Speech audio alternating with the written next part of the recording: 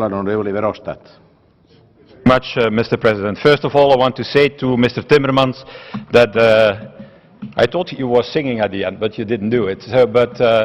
That I fully agree with what you have said on migration and with the proposals that you have made. The only point that I have done is you have to be consequent on it. What you said is true, but what we see now in Hungary, and Mr. Pittella has referred to that, is a scandal on itself, because it goes against the acquis communautaire. It goes against the approach, common approach and solidarity approach that you have defended here in this House. So I hope now that at the end of your second intervention and in the coming days, the Commission is clear that what Mr. Orban is doing is against the rules of Europe and that it is not going through. That is what I accept, and concerning the wall and concerning the other issues. My second point is on Greece. I think that we shall have a deal. There is no other choice, I think, than to make a deal. And no other choice, because a Grexit should be the baddest thing for everybody. It should be the baddest thing for the Greek people, because the first thing what is happening is a devaluation and a loss of their purchasing power again for 30–40% in top of all the efforts of the past, and it should be a bad thing for Europe and for the Eurozone, because that is in fact clearly indicating that the euro is not a stable currency, that you can come in, you can go out. It's like a party where you enter when you have money and when you go out when you don't have any money anymore. So I think we're going to make a solution. But is it a long-lasting solution? Let's be honest. What we are talking about is 7 billion of the second package. We are not talking about a solution for Greece. We are talking about how to give these last 7 billion of the second package. And everybody knows, everybody is writing it, that we shall discuss a third package.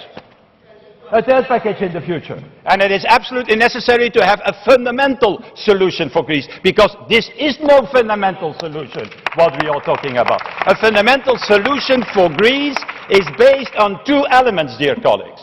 The first element is that in Greece they start really to end the clientelistic and the corrupt system that exists, the oversized public sector, the non-opening of the private markets, and that has not been done. It's not about picking a little bit of low pensions, of picking a little bit of low wages. It's about changing the system, the social system that exists. And that is not happening. Not with this deal that they are making for the moment. And the second is that we have a structural solution for governing the debt in Europe. I think it was far better if they had listened to the Parliament, if we have started 3 years ago with the redemption fund.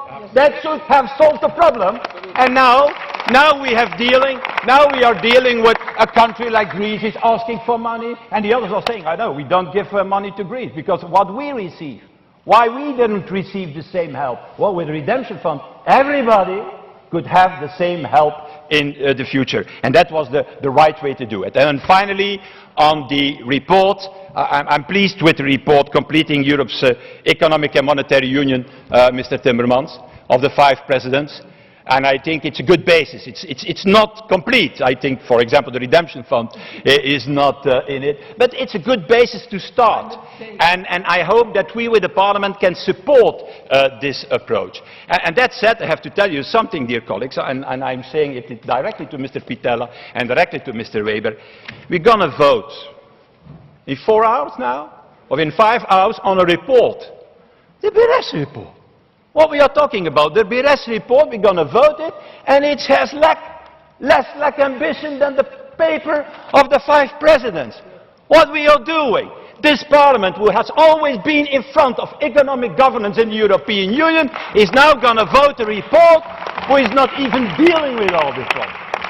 So we're going to ask, God, Mr. Weber, I know how it works. You have made a little deal, downsizing the whole thing, and saying it's an own initiative report. And I can tell you, I have seen better reports of Pervenche Berès, because it's not the intelligence of Pervenche Berès, but it's not your best that you have ever made.